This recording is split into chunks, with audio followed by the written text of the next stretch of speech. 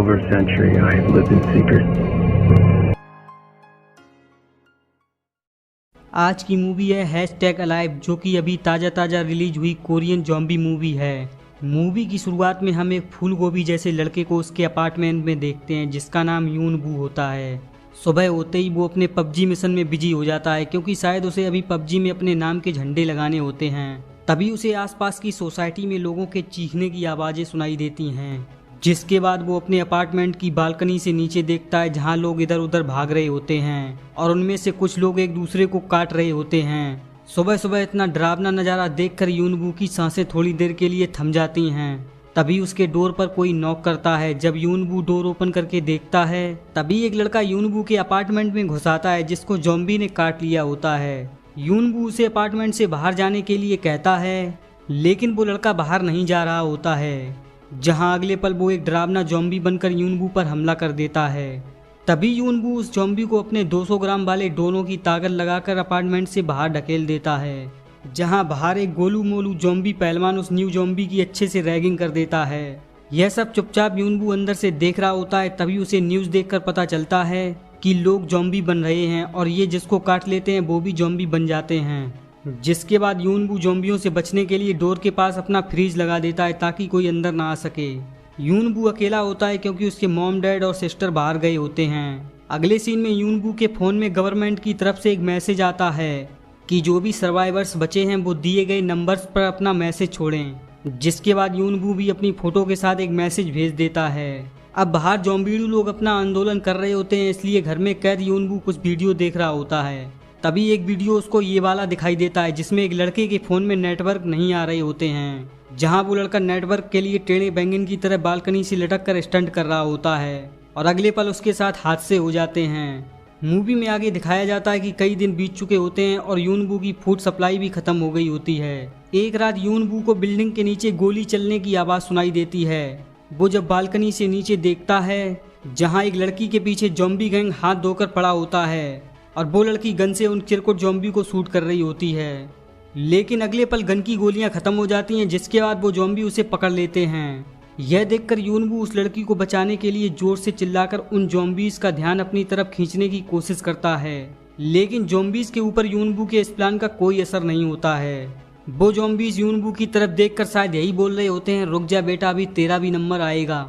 अब यहाँ इन ज़ॉम्बीडू लोग के बारे में हमें एक बात तो पता चल जाती है कि भैया साउंड पॉल्यूशन के सख्त खिलाफ होते हैं ये लोग, क्योंकि अगर जरा सी भी आवाज़ की आपने तो ये बड़े कायदे से अपने ज़ॉम्बी गैंग के साथ आकर आपकी बैंड बजा देंगे।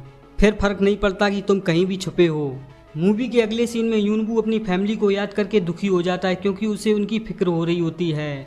तभी अचानक उसकी फैमिली की फ़ोन कॉल आती है, लेकिन नेटवर्क ना होने की वजह से कॉल कट हो जाती है। जिसके बाद अपनी फैमिली से बात करने के लिए यूनबू टेढ़े बैंगन वाला स्टंट करता है, जहां उसे नेटवर्क तो मिल जाता है, लेकिन बुरी खबर के साथ, जिसमें उसे पता चलता है कि उसकी फैमिली पर ज़ॉम्बियों ने हमला कर दिया होता है। यह खबर सुनकर यूनबू बहुत दुखी हो जाता है और अगले पल गुस्से में अपने अपार्टमेंट से बाहर आकर 2-3 ज़ॉम्बियों को टपका देता है। लेकिन अगले पल वहां बहुत सारे ज़ॉम्बीडी लोग आ जाते हैं, जिनसे बचकर यूनबू वहीं पास में छुप जाता है। अब यहाँ हम देखते हैं ज़ॉम्बीज एक एक करके यूनबू के पास से निकल रहे होते हैं, लेकिन किसी को भी यूनबू की इंसान होने की स्मेल नहीं आती है। ज़ॉम्बियों के ऐसा करने की 2 ही वजह हो सकती हैं, या तो इन ज़ॉम्बियों को जुकाम होगा, या ये सारे ज़ॉम्बीज मिलकर हमको पागल बना रहे हैं, डायनासोर के बच्चे। अगले पल यूनबू भागकर अपने अपार्टमेंट में फिर से चला जाता है, जहां अब उसकी जीने की सारी वजह खत्म हो चुकी होती हैं। जिसके बाद वो खुद को एक मोटे वायर से फांसी लगाकर मारने की कोशिश करता है। तभी यहाँ उसको एक लड़की बचा लेती है, वो भी दूर से खड़े होकर एक लेजर लाइट से इशारा करके। जिसने यूनबू को बचाया होता है, उस लड़की का नाम किम यू बिन होता है और वो यूनबू के सामने वाली बिल्डिंग में रहती है।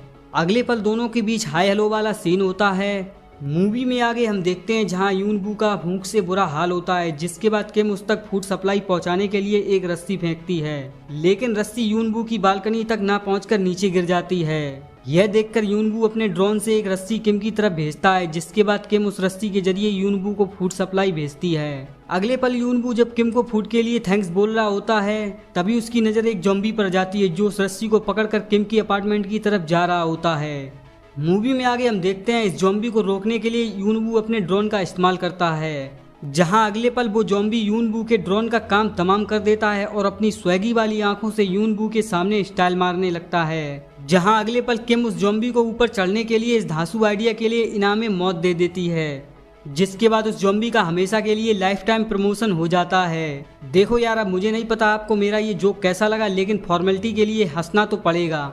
मूवी के अगले सीन में यूनबू और किम की फूड सप्लाई खत्म हो जाती है, जिसके बाद रात को यूनबू अपने पड़ोसी के घर लूट करने के लिए जाता है, जहां वो जमकर लूट करता है। वहां उसे 2 वॉकी टॉकी भी मिलते हैं, जिसके बाद यूनबू सप्लाई लूट कर जल्दी से कल्टी मारने वाला होता है कि तभी वहां एक जॉम्बी आकर यूनबू पर हमला कर देता है, लेकिन यूनबू उस जॉम्बी को टोपी पहनाकर भाग जाता है। जिसके बाद वो उस लूट का आधा माल और बात करने के लिए एक वॉकी टॉकी भी किम के लिए उस रस्सी के जरिए भेज देता है।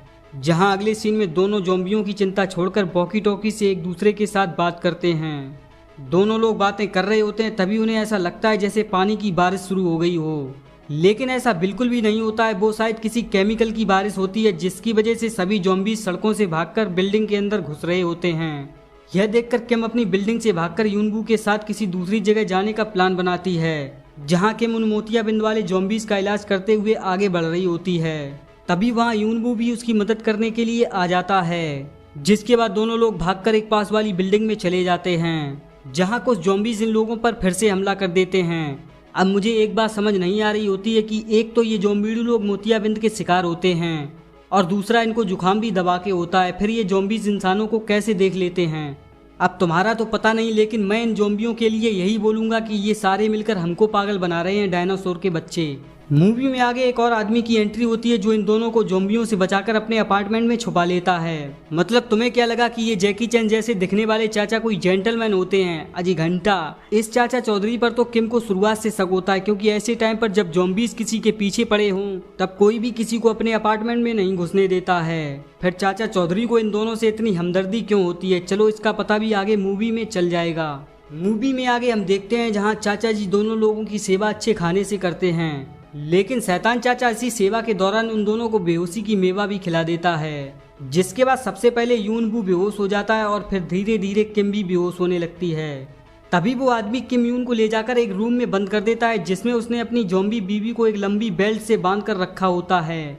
अगले पल वो आदमी धीरे धीरे उस बेल्ट को ढीला करता है, जहाँ रूम में उसकी बीवी किम पर हमला कर रही होती है। तभी यूनबू को होश आ जाता है और वो उस आदमी को गन दिखाकर किम को आज़ाद करने के लिए कहता है, लेकिन वो आदमी बिना डरे उस बेल्ट को छोड़ देता है। तभी यूनबू जंप करके उस बेल्ट को पकड़ लेता है, लेकिन अगले पल वो बेल्ट उसके हाथों से छूट जाती है और रूम के अंदर एकदम से शांति हो जाती है। जिसके बाद यूनबू डोर ओपन करने की कोशिश कर रहा होता है, तभी वो आदमी यूनबू को हटाकर डोर ओपन करता है, जहाँ अगले पल हम देखते हैं किम ने उस ज़ॉम्बी के मुंह पर कपड़ा लपेट कर पकड़ा होता है। और जब वो आदमी डोर ओपन करता है तब किम उस ज़ॉम्बी के मुंह से कपड़ा हटा देती है, जहां वो ज़ॉम्बी उस आदमी का काम तमाम कर देती है। और अगले पल यूनबू किम से उन दोनों को गोली मारने का इशारा करता है, जिसके बाद किम उन दोनों मियाँ बीवी को गोली मार देती है। इधर गोली की आवाज़ सुनकर सभी ज़ॉम्बीज उस बिल्डिंग की तरफ भागकर आने लगते हैं। यह देखकर किम यूनबू को गन देते हुए उसे शूट करने के लिए इशारा करती है। यहाँ सीन थोड़ा इमोशनल हो जाता है, जहाँ यूनबू किम से गन लेकर उसे शूट करने के लिए जैसे ही गन किम की तरफ करता है, तभी उसकी आंखों में आंसू आ जाते हैं। किम की आंखें भी भर आती हैं। दोनों का अंत ऐसा होगा उन लोगों ने कभी सोचा भी नहीं होगा। तभी अगले पल उन्हें आर्मी के हेलीकॉप्टर की आवाज़ सुनाई देती है, जिसे सुनकर दोनों लोग बिल्डिंग की छत पर जा रहे होते हैं। तभी वो ज़ॉम्बीज उन पर एक बार फिर से हमला कर देते हैं, लेकिन वो दोनों ज़ॉम्बियों से बचकर छत पर आ जाते हैं, जहां उन्हें दूर दूर तक कोई हेलीकॉप्टर नहीं दिख रहा होता है। यह देखकर वो दोनों बहुत दुखी हो जाते हैं। जहां अगले पल ज़ॉम्बीज भी ऊपर आ चुके होते हैं और वो उन दोनों को मारने ही वाले होते हैं कि तभी वहां आर्मी वाले आ जाते हैं और उन ज़ॉम्बियों की समाधि बना देते हैं। जिसके बाद यूनबू और किम को आर्मी के लोग बचा लेते हैं, जहां नीचे बचे कुछ ज़ॉम्बीज अपना हाथ मलते रह जाते हैं। और यहीं इस मूवी का एंड हो जाता है। ये वीडियो आपको चाहे जैसा भी लगा हो, लेकिन आप इसको लाइक करना ना भूलें, ताकि ज़ॉम्बीज इस वीडियो को छू ना पाएं। मैं आपसे मिलूंगा एक और चैप्टर में, तब तक के लिए ज़ॉम्बियों से सावधान रहें। And keep smiling, always shining. Bye bye.